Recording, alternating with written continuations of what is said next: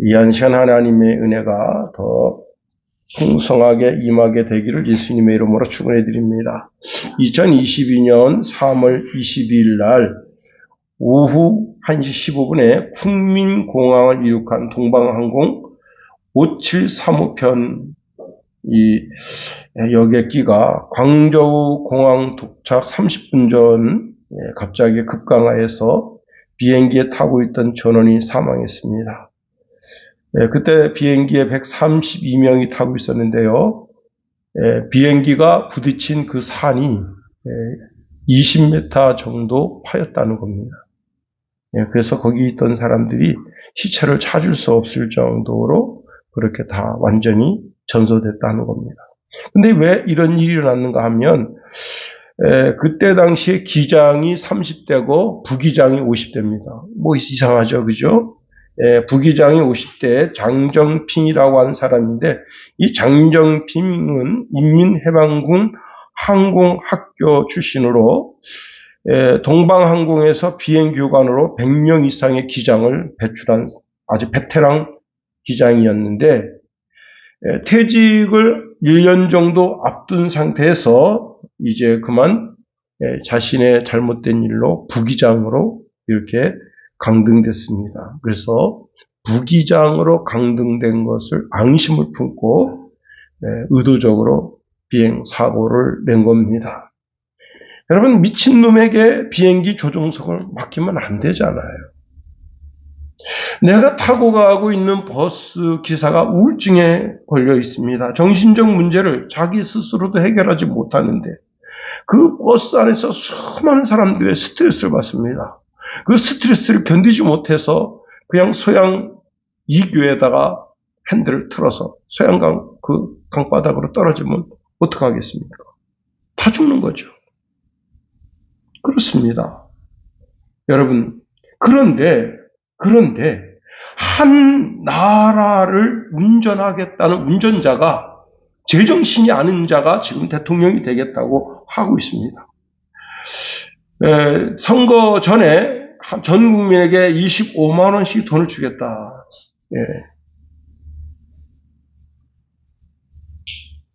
제가 이제 이 얘기를 했더니 우리 어머니도 하는 소리가 나 그 돈 필요 없다. 나 그 돈 필요 없다. 시골 노인네인데도 그 말씀하셔요. 나 그 돈 필요 없다. 물론 내가 돈이 필요하지.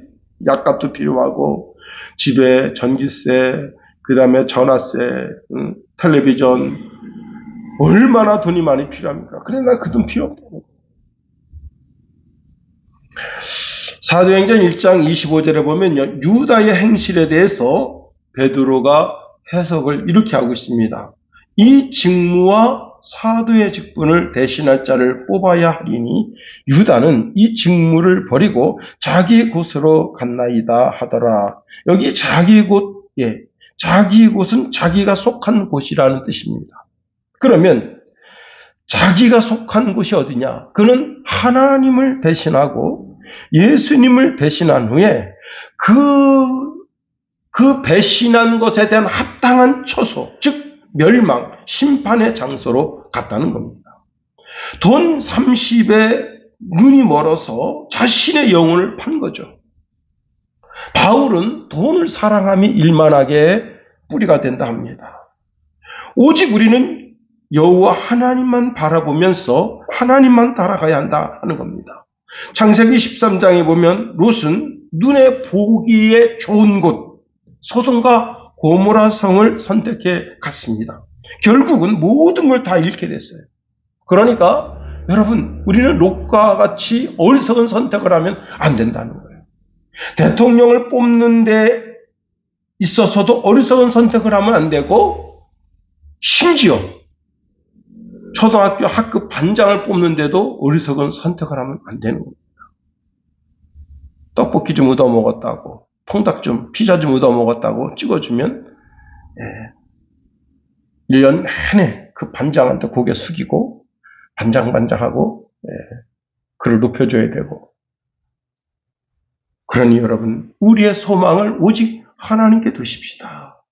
디모데전서 4장 10절에 이런 말씀을 주고 있네요. 이를 위하여 우리가 수고하고 진력 소망하는 것은 우리의 소망을 살아계신 하나님께 두미니 말씀했습니다. 베드로전서 1장 21절 하반절 말씀에도 보면 너희 믿음과 소망이 하나님께 있게 하셨느니라 말씀하십니다. 여러분, 하나님께 소망을 두는 부인, 아내는 불신자 남편에게 순종하라 명령합니다. 자, 그때 하나님을 멀리하고 하나님에 대하여 그렇게 관심을 가지지 않던 그 남편, 하나님 말씀에 그렇게 관심을 두지 않던 남편이 아내의 행실을 보는 거예요. 아내가 순종하는 모습을 보고 의아하게 생각하고 아내가 믿는 하나님을 믿고 싶어 하는 마음이 생기게 되는 겁니다. 오히려 남편을 설득하려고 100마디 말하는 것보다 아주 쉽게 남편을 감동시키고 남편을 하나님께로 인도하는 방법이 남편의 말에 순종하는 겁니다. 자, 남편은 아내가 하나님을 경외하며 깨끗하게 살아가는 것을 지켜봅니다. 자, 아내가 속빈강경처럼 옷이나 화려하게 입고 보석으로 치장하고 머리를 매일 아름답게 붓가시하고 거기에 여인의 매력이 있는 줄 알고 외모만 화려하게 가꾸는 사람. 반대로 내면의 아름다움이 자연스럽게 비쳐 나오는 사람. 남자는 딱 아는 거예요. 누가 정숙한 여인인지 알게 되는 겁니다. 자, 정숙한 여인은 정말 마음가짐이 아름다운 여자다. 이러한 아름다움은 없어지지 않으며 하나님께서 귀하게 보신다는 겁니다. 그러면 이 여인이 누구냐? 성경에 이 여인을 사라라고 소개하고 있습니다. 베드로는 이 사라를 극찬하면서 이런 말씀을 주고 있습니다. 베드로전서 3장 5절에 전에 하나님께 소망을 두었던 거룩한 부녀들도 이와 같이 자기 남편에게 순복함으로 자기를 단장하였나니. 자기 마음을 단장했다는 거예요. 자기 마음. 사라는 하나님께 소망을 두었던 여자다. 자, 사라는 자기 남편 아브라함을 자기의 주라고 불렀다는 거예요. 자기의 주라고 부르면서 순종했다는 거예요. 베드로전서 3장 6절에 보니까 사라가 아브라함을 주라 칭하여 복종한 것 같이 우리가 선을 행하고 아무 두려운 일에도 놀라지 아니함은 그의 딸이 되었느니라 했습니다. 자, 여러분, 제가 묻고 싶어요. 사라가 멍청한 여자인가요? 자, 남편이 가나안 땅에 가자고 하니 순종하고 따라왔습니다. 사실 이 아브라함의 가족은 하란 땅에 있었어요. 하란 땅. 하란 땅에서 가나안 땅에 가고자 갈대아 우르에 이사를 왔습니다. 자, 갈대아 우르에 보니까 거기가 그래도 번화한 도시예요. 대도시입니다. 살만해요. 그런데 남편이 여보, 내가 하나님께 말씀을 받았어요. 하나님께서 너는 너의 본토 친척 아비집을 떠나 내가 내게 지시할 땅으로 가라 하는데 그 땅이 가나안 땅입니다. 그 가나안 땅으로 가십시다. 할 때 사라가 순종했다는 거예요. 근데 이 가나안 땅이 어떤 곳이냐면 아주 촌구석이에요. 아니 촌구석 그런 말도 어울리지 않아요. 여긴 진짜 오지. 네? 오지. 그 EBS 듄에서 오지마을, 중국 오지마을을 보여주는데요. 나는 이 사람들은 어떻게 사는가 그렇게 근심되고 걱정되는데, 예, 정말 이렇게 깎아지는 듯한 절벽 위에 집이 있어요. 그 집에 사는데 그 집 건너편 가려면 이렇게 그 절벽을 내려와서 저쪽 마을편까지 250m에서 350m를 가면 번화한 마을이 있습니다. 그런데 이 집은 그 꼭대기 살아요. 그 여자가 대단한 여자입니다. 그 이 마을에 가서 일을 해가지고 이제 거기서 이제 뭐 이렇게 수수, 조 이런 거를 가지고 그 집에 올라가요. 근데 절벽이에요. 와, 떨어지면 진짜. 그런데 이 여자가 이제 보따리 요만하게 두 개 이렇게 목침을 해서 지고 올라가다가 그만 이게 쑥 벗겨져가지고 이 보따리, 수수 보따리가 떨어졌어요. 한 30m 정도 낭떠러지 떨어졌습니다.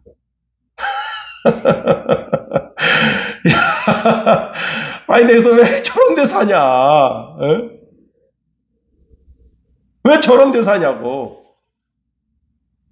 그런데 사라가 그런 오직 들리는 건 양 울음소리, 소 울음소리밖에 없어요. 그런 험악한 가나안 땅입니다.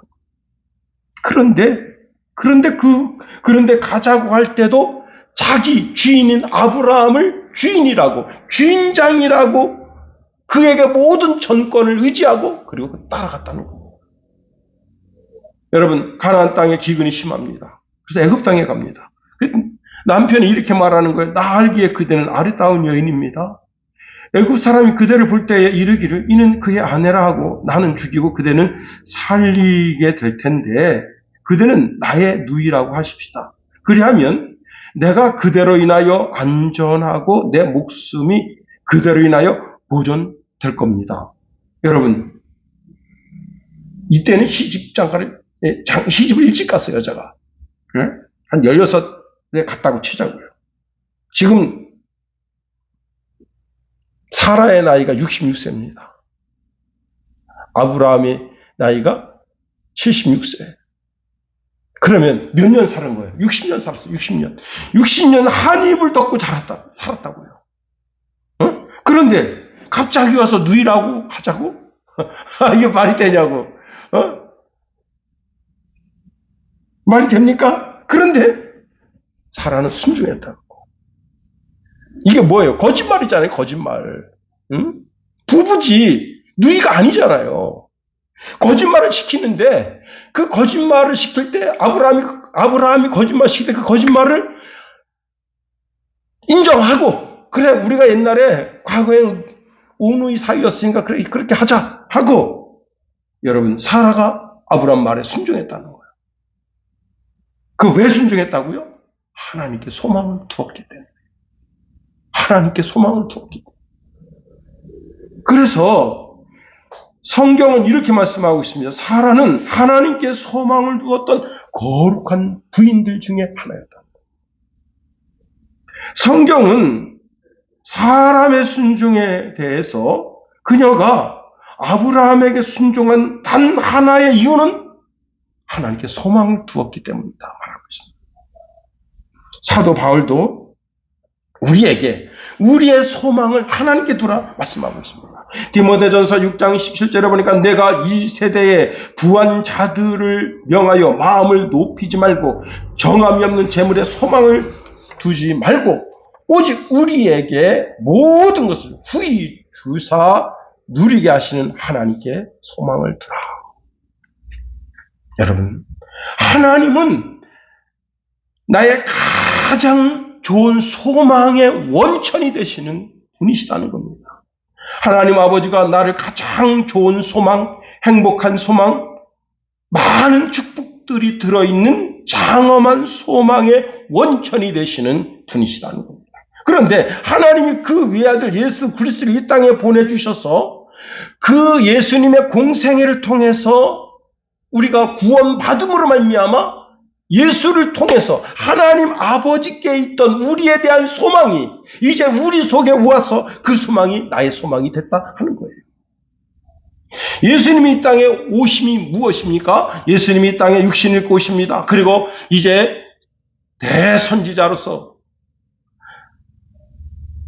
3년 반 동안 말씀을 주십니다. 그리고 고난을 받으시고 죽으시고 부자의 묘실에 안장되시고 3일 만에 부활하시고 40일 동안 제자들과 함께 계시고 승천하시고 하나님 보좌 우편에서 지금 어떻게 해요? 대제사장으로서 귀한 직책을 감당하시고 이제 앞으로 왕 중에 왕으로서 이 땅에 강림하시게 될 것을 소망하는데 이 땅에 주님이 왕 중에 왕으로 주 중에 주로 강림하실 그게 우리에게 소망이 된다 하는 거예요. 우리 영혼이 걱정하고 염려하는 모든 것에 우리 영혼을 자유롭게 하신다. 사실 이 소망은 하나님의 것이었는데 예수님을 통해서 그 소망이 우리의 소망이 되게 하시고 우리가 가장 좋은 소망, 가장 행복한 소망, 정말 장엄한 축복들이 가득 들어있는 소망을 우리에게 허락해 주신 겁니다. 우리가 가장 좋은 소망은 미래적으로 우리도 예수님처럼 부활하게 된다. 부활체를 입게 된다. 먼저는 지금 하나님 품에 안겨져 있던 주의 백성들이 부활체를 입고 이 땅에 있는 모든 그리스도인들이 죽음을 맛보지 아니하고 부활체를 입게 되는 것입니다. 이것이 우리가 받아 누려야 될 미래적 소망이다. 소망의 축복이다. 그렇습니다. 그리고 미래적 소망의 현실이 무엇이냐면 우리가 그리스도 예수의 형상을 본받아 우리의 잃어버렸던 하나님의 형상을 회복하게 되는 것이다 하는 겁니다. 자, 우리는 성령을 선물로 받았습니다.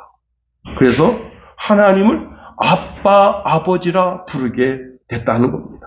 자, 우리가 그리스도 예수의 강림의 날에 하나님의 형상을 본받게 되는 것은 우리 예수님이 우리들의 맏형이 되게 하셨다는 거예요. 맏아들이 되게 하셨다.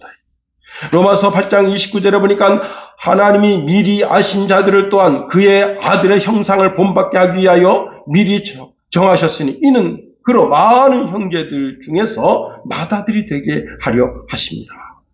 여러분, 그리스도 예수의 강림의 날에 우리가 다 신의 성품에 참여하는 자가 된다. 하나님의 성품을 가지게 된다는 거예요. 다시 말하면 여러분, 창세기 1장, 2장, 창세기 1장에 아담을 창조하셨을 때 죄가 없었던 하나님의 형상, 하나님의 이미지대로 지음받았던 그 형상을 회복하게 된다는 겁니다. 그러니 우리가 여러분 그리스도의 강림의 날을 소망해야죠. 그날 이루어진다. 그렇습니다. 뿐만 아닙니다. 여러분, 자, 우리가 그리스도 예수의 소망을 통해서 하늘 기업을 이어받게 된다는 겁니다. 베드로전서 1장 4절에 보니까 썩지도 않고 더럽지도 않고 쇠하지도 아니하는 유업을 있게 하시나니 곧 너희를 위하여 하늘에 간직한 것들이다 말씀하고 있습니다. 예, 그날 그리스도 예수의 강림의 날 우리는 그 기업을 하나님께로부터 이어받게 된다는 겁니다. 최근에 이제 제가 여러분 임사라는 단어를 들어보셨는지 모르겠어요. 임사라는 단어를 이제 그 유튜브에서 지금 제가 임사 체험 이렇게 해가지고 했더니 계속 이제 나와요. 근데 어떤 목사님이 자기는 뭐 천국에 갔더니 황금으로 된 집을 하나님이 주셨다. 여러분, 그 황금이라는 게 뭐예요? 이 세상 가치적으로 보면 최고거든, 황금. 예. 근데 그래서 이분이 정말 이거 천국 갔다 온 게 맞는가? 예? 예. 자꾸 세상적 가치로 천국을 생각하려고 하는 겁니다. 예단하려고 그러는 거예요. 예. 그런데 여러분, 천국은 물질적 가치로 그렇게 예단할 수 있는 그런 것들이 아닙니다. 에덴 동산이 천국의 일부인데 에덴 동산이 우리가 생각할 때 어떻습니까? 거기에 막 그 바위가 황금으로 돼 있나요? 그게 아니잖아요. 예. 우리가 하늘 기업을 있는데 하늘 기업들이 무엇인가 하면 하나님의 나라를 상속하는 겁니다. 뿐만 아니라 영생을 얻게 되고 구원을 받게 되고 하나님께서 약속하신 그 약속들을 다 이루어진 것을 보게 되고 하나님이 축복하신 모든 축복들을 우리가 받게 되는 것, 이런 것들이 하늘 기업이다 하는 겁니다. 요즘 이제 날씨가 굉장히 이제 해가 짧아졌어요. 좀만 더 해가 짧아지면 제가 새벽 예배 때 보통 이제 5시쯤 나오는데 교회 오면 5시 10분, 20분 정도 되는데 이 새벽이 밝은 것만 보면 한 아침 8시, 9시 되는 건가, 된 게 아닌가, 이렇게 착각할 정도로 아주 해가 짧아졌습니다. 그런데 여러분, 해가 떠올라요. 아주 찬란한, 오늘 아침은 정말 하늘에 구름 한 점 없었어요. 온 대지에 태양이 떠오르면 그 빛이 온 대지에 비추는데 태양이 비추면서 동시에 무엇이 오는가 하면 따뜻한 기운이 오는 거예요. 따뜻한. 예. 그러니까 제가 오늘 이제 이 양복을 입고 새벽에 왔었는데 등에서 땀이 나더라고요. 햇빛을 받으니까. 예. 자, 복음이 하나님의 신적 작정을 통해서 그리스도 예수를 말미암아 하나님의 구원 계획이 완성되어진 것입니다. 그런데 그 하나님의 신적 작정 속에서 예수 그리스도가 이 땅에 오셔서 그 구원 계획이 완성됐는데 그 구원 계획 속에 가만히 들여다보면 무엇이 들어있느냐? 하나님의 사랑이 들어있다는 거예요. 하나님의 사랑. 다시 말하면 빛이 오면서 따뜻함이 있는 것처럼, 빛이 오면서 어둠이 물러가는 것처럼 이 땅에 그리스도 예수가 오심으로 말미암아 그 오심 속에 그 가만히 들여다보면 그 속에 무엇인가 하면 하나님의 신적 작정이 있는데 그 신적 작정이 무엇인가 가만히 들여다보니까 우리를 사랑하는 사랑으로 되어 있다. 자, 그런데 우리가 전도할 때 일본의 한 그리스도인이 이제 자기가 알았던 형님인데 그 형님이 중소기업을 합니다. 그래서 형님 이제 어릴 때 같이 신앙생활 하셨으니까 신앙을 회복하셔야죠. 그랬더니 곧 가지 뭐. 걱정하지 말게. 내가 자네랑 같이 그렇게 신앙생활 했었는데 지금 기업이 좀 지금 이렇게 막 수출길이 막 열리고 그래서 내가 바빠서 그렇지 내가 신앙생활 안 할 것 같은가 걱정하지 말게. 그래서 이제 후배가 그 선배한테 뭘 했는가 하면 이제 요만한 그 엽서 있잖아요. 기독교 엽서 그걸 이제 사가지고 보내줍니다. 하나씩 보내주는데 89장을 보냈어요. 아니요, 98장을 보냈어요. 98장을 보냈는데 이 형님이 이제 그 기독 카드를 처음에는 이게 읽어보고 아유 좋은 말 써 있구나 했는데 나중에는 오면 귀찮으니까 보자마자 그냥 서랍에 그냥 쳐박은 거예요. 그래서 기독 카드가 이제 예쁜 그림과 그다음 성경 말씀 그다음 좋은 글귀가 써 있는데 그게 이제 그 자기 책상 안에 그냥 98장이 쌓여 있는 거예요.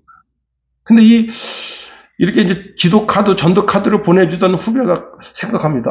내가 이거 그래도 하나 보낼 때마다 기천원씩 돈이 들어가는데, 아니, 형님이 이렇게 뭐, 교회를 나온다는 것도 아니고, 뭐, 고맙다는 말도 안 하고, 이게 그만할까? 그러다가, 그러면 100장까지만 채우고 그만두자. 하고, 이제 또 사서 하나 보내고, 마지막, 이게 이제 100장째 마지막 사서 보낸다 하고 보냈습니다. 그런데 어떤 일이 생겼는가 하면 그 잘 되던 사업이 미국 쪽에서 맡기기 시작하고 유럽 쪽에서 맡기기 시작하더니 막 돈에 쪼달리니까 죽을 맛입니다. 그래가지고 이제 자기 서랍을 탁 여는데 제일 딱 이렇게 서랍 여는 순간에 딱 나온 게 뭐냐면 100번째 보낸 기도 카드. 그 기도 카드가 툭 하고 자기 앞에 떨어진 거예요. 거기 이렇게 써 있습니다. 수고하고 무거운 짐진 자들아 다 내게로 오라. 내가 너희를 쉬게 하리라. 근데 그 말씀을 보는데 갑자기 눈물이 왈칵 쏟아지는 거예요. 내가 이렇게 지금 내 이 기업을 살리려고 그냥 몸부림치고 그러는데 아무도 몰라주는데 내 후배가 이 카드를 보내줬는데 100번째 카드가 이 말씀이 쓰여져 있는 카드고 자기 마음을 울릴 때 자기 후배한테 전했습니다. 후배, 내가 이번 주 교회 나가게. 그렇게 되면서 그것을 통해서 자기 신앙이 회복됐다는 거예요. 자, 근데 그 말씀 카드가 뭐예요? 말씀 카드가 사실은 예수지, 예수. 복음이잖아요, 복음. 복음 속에 뭐가 들어있어요? 하나님의 사랑. 근데 하나님의 사랑이 뭐예요? 창세전에 온 우주 만물을 창조하시기 그 이전에 하나님께서 이 땅을 이런 그 예수 그리스도를 보내주셔서 그 예수 그리스도를 통해서 구원하는 구원의 계획을 이루시고 그 모든 것이 다 무엇인가 하면 다 사랑이다. 사랑. 하나님의 사랑이다. 그렇습니다. 따뜻한 태양이 빛나면 따뜻한 온기가 오는 것처럼 예수님이 이 땅에 오셨는데 예수님 오신 그 속에 그 예수를 가만히 현미경으로 들여다보니까 그 속에 100%짜리 하나님의 사랑이 들어있는 겁니다. 예수님의 사랑이 들어있는 거예요. 그 사랑을 알게 되면 자기 심령 속에 하나님이 우리에게 하여 주시는 가장 좋은 우리를 향하여 허락하신 가장 좋은 소망, 그 소망을 품게 되는 겁니다. 다시 말해서 예수 그리스도를 믿음으로 사랑이 오고 예수 그리스도를 믿음으로 말미암아 하나님께서 우리를 향하여 주시는 소망이 나의 소망으로 전이가 되게 됐다는 겁니다. 그래서 갈라디아서 3장 25절에 보면 이렇게 말씀하고 있어요. 믿음이 온 후로는 이라는 구절을 말씀하고 있다. 믿음이 온 후에 예수 그리스도를 믿음으로 말미암아 예수 안에 있고 하나님의 아들이 되고 그리스도와 함께 세례를 받고 그리스도의 옷 입고 모든 사람들, 여러분 이때 당시에는요 유대인들은 로마인들을 완전히 어떻게 보느냐, 우리 대한민국 사람들이 일본 사람들 일제치하에 그 일본 순사하게 순종하죠. 그 순종하죠. 그 마음속에는 이 속에는 진짜 그 똥자루서부터 있는 막 반항하고 싶은 그런 게 막 여기까지 해서 여기까지 다 올라와 있단 말이에요. 응?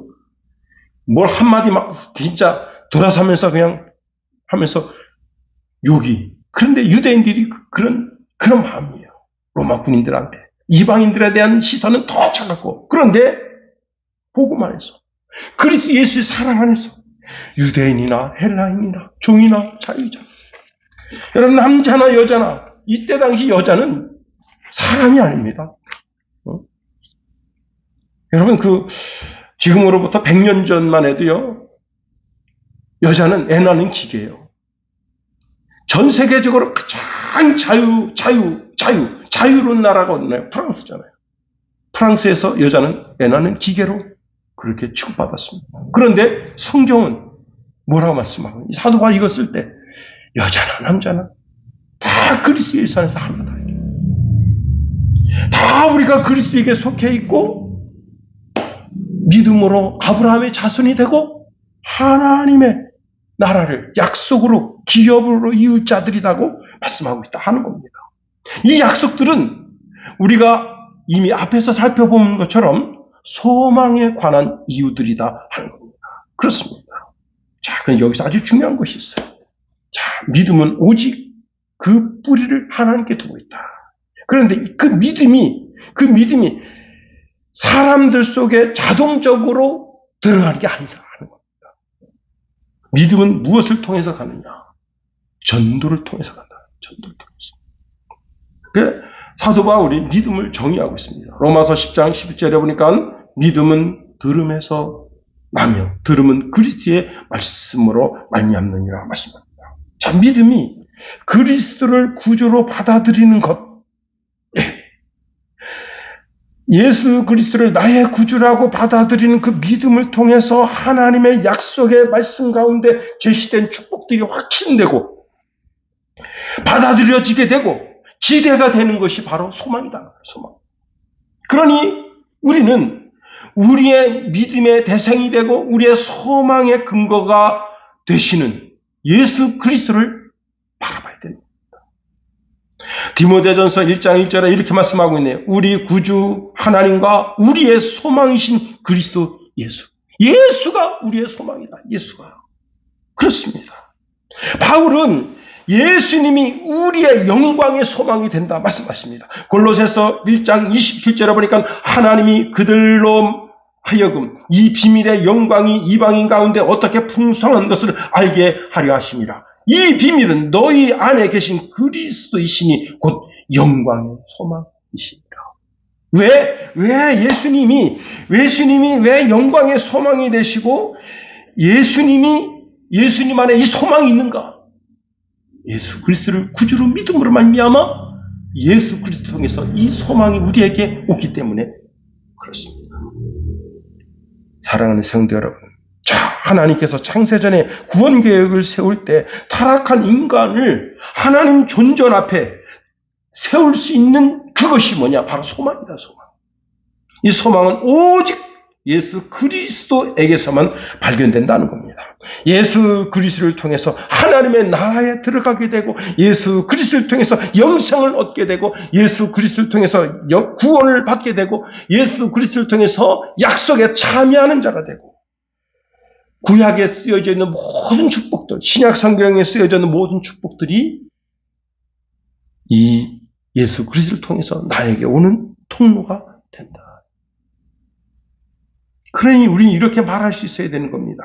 예수님이 소망의 본질이구나. 예수님은 소망의 이유가 되시는 분입니다. 우리가 예수님 이외에 그 어떤 것으로도 의롭게 되고 거룩하게 될 수 있는 길이 없는 거예요. 뿐만 아니라 예수님 아니고서는 그 어떤 소망도 기대할 수가 없는 거예요. 오직 예수님을 통해서. 그렇습니다. 로마서 13장 10절에 보니까 사랑은 율법의 완성이니라 했습니다. 우리가 서로 사랑하면 율법을 다 이룬 것이다. 예. 자, 우리가 가지는 그리스도에 대한 믿음은 지식 그 이상이다. 자, 우리에게 주시는 소망은 단순한 감정적인 것이 아니고 그 이상의 것이 뭐냐? 사랑, 믿음, 소망. 이 모든 것은요, 육적인 것이 아니에요. 다 영적인 것이다, 영적인. 살아서 역동적으로 역사하는 것들이라 하는 겁니다. 자, 믿음의 본질이 되시는 그리스도를 품고 소망을 가졌기 때문에 너무나 당연하게 우리는 어떻게 해요? 하나님의 성품을 가지게 된다 하는 거예요. 더 나아가, 자, 우리가 계속해서 내 삶에 임하시는 하나님의 나라가 계속되도록 우리는 노력해야 할 의무가 있다는 겁니다. 예, 한 직장인이 이제 아침에 출근했는데 출근하자마자 실장이 커피 좀 타와라. 와, 이제 하나죠. 자기는 뭐라고 나한테 커피 심부름을 시키는가. 그런데 이제 커피를 타가지고 이렇게 채반에 가지고 가다가 그만 발이 미끄러져가지고 커피가 쏟아졌습니다. 그런데 이제 다른 그 직원이 이제 비속어 비슷하게 말을 하면서 커피도 못하는, 그것도 들고 가지도 못하는 거 하고 또 칭찬의 말을 합니다. 그래가지고 다시 이제 여러분 그 7, 8잔이 그 바닥에 떨어졌는데 카페트에 떨어졌으면요. 이 카페트가 진짜 이게 골치 아픈 거예요. 닦아도 커피는 지지가 않습니다. 그래가지고 그냥 그걸 이제 탕비 실어 가가지고 수건 갖다가 막 닦아내고. 그런데 다시 이제 커피를 타다가 이제 딱 주는데 커피를 타고 딱 의자에 앉는 순간 눈물이 핑 도는 거예요. 내가 이딴 생활을 해야 되겠는가. 근데 이제 거기 위에 고참이 그러는 거예요. 야, 힘들지? 나도 있잖아. 6개월 동안 커피를 탔어. 그리고 이제 조금 이제 오면 컴퓨터에 앉아서 지금 이렇게 내 업무 보는 거야. 힘내라. 그런데 힘내라는 소리를 아무리 위로같이 해도 그게 소망이 안 되는 거예요. 자기한테 위로가 안 되는 거야. 근데 그냥 저녁에 퇴근하면서 이런 직장 때려칠까? 자기 집에 들어섰습니다. 그런데 힘들게 수고하고 돌아온 딸을 바라보면서 모든 가족들이 오늘 힘들었지, 힘내라. 그런데 가족을 봐서는 그만 못 두겠고, 그 직장에 가면 그 진짜 실장, 그 다음에 그 과장, 계장, 그것들 아주 그냥 자기를 못 잡아가지고 그냥 그러는 것 같고, 세상에는 우리를 위로할 것, 우리에게 소망을 줄 것이 아무것도 없습니다. 오직 우리의 소망을 그래서 하나님께 두라 하는 겁니다. 가장 어리석은 자는 뭐냐면 이 땅에 뭔가 소망이 있을 것으로 자꾸 생각하는 거예요. 여러분, 정치, 왜 정치에다가 자꾸 소망이 있을 거라고 생각합니까? 멤버가 바뀌면 나라가 뭐 좀 될 것 같죠? 아니에요. 그렇지 않습니다. 오직 우리의 소망을 하나님께 두라. 여기까지만 하겠습니다.